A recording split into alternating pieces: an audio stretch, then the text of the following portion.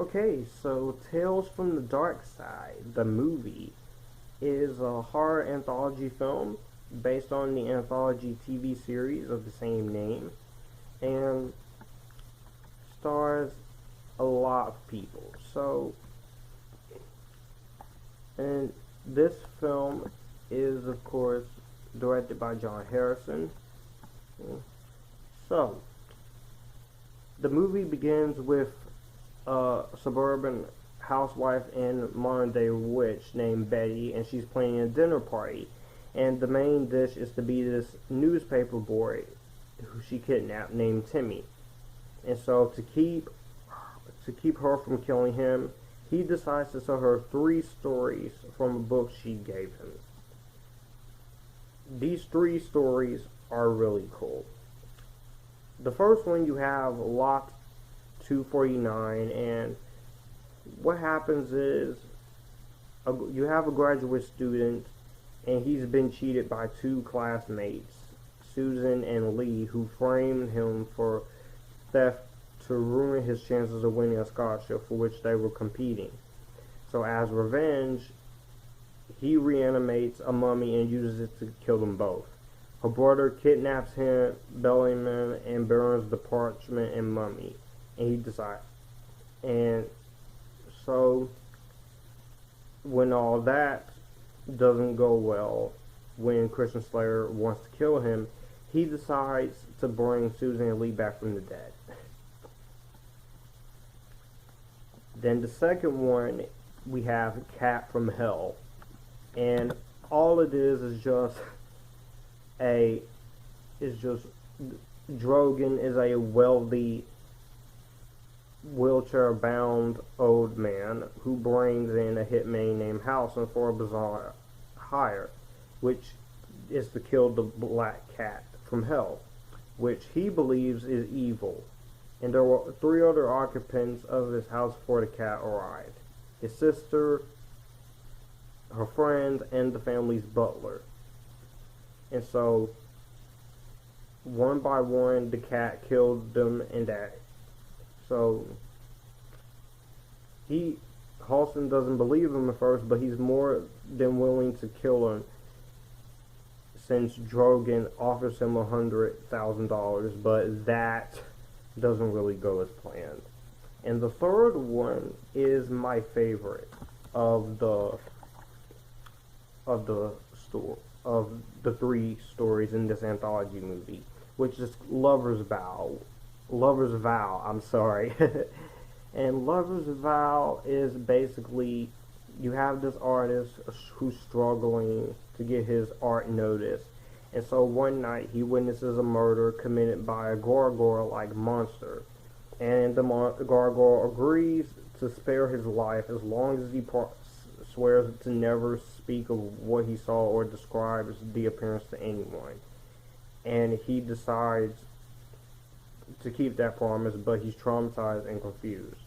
After that night, Preston's life takes many turns for the better. He meets a beautiful woman named Carola, and she is beautiful.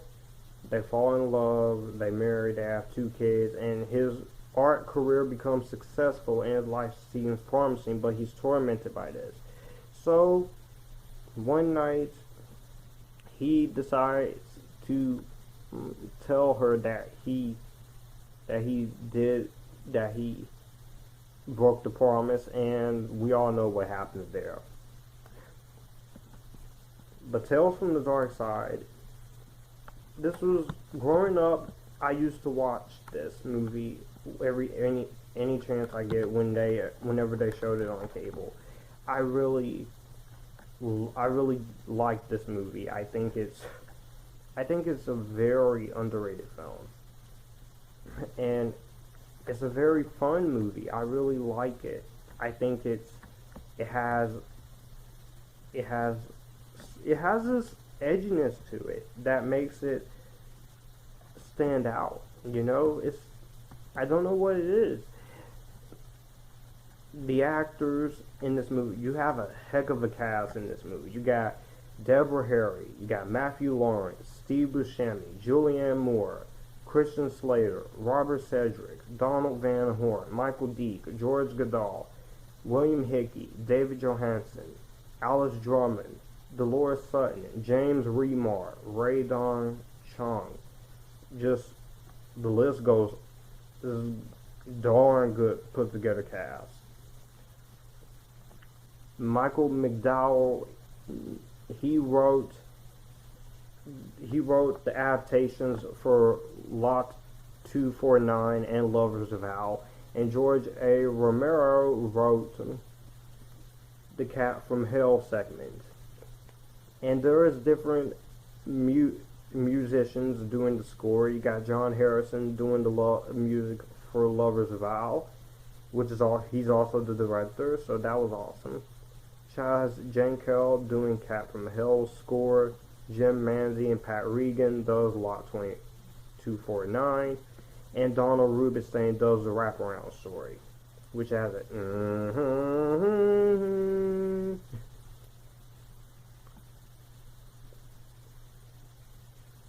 The only problem is, if I have to say one problem, is that I didn't really care for the first story all that much. It's not a bad story, I just thought it was one of the weaker ones. But the other two are pretty good, even though I like all three. And this movie, for a budget of $3.5 million, they did good. They did fine with that $3 million. That $3.5 million budget. So overall, I love Tales from the Darkside, the movie. I haven't seen the TV series, but I like this movie, and I will give it an Epictastic. Let me know what you guys think about this film down below. Do you like it? Do you hate it? And I'll see you guys in the next horror review. You guys keep it cool.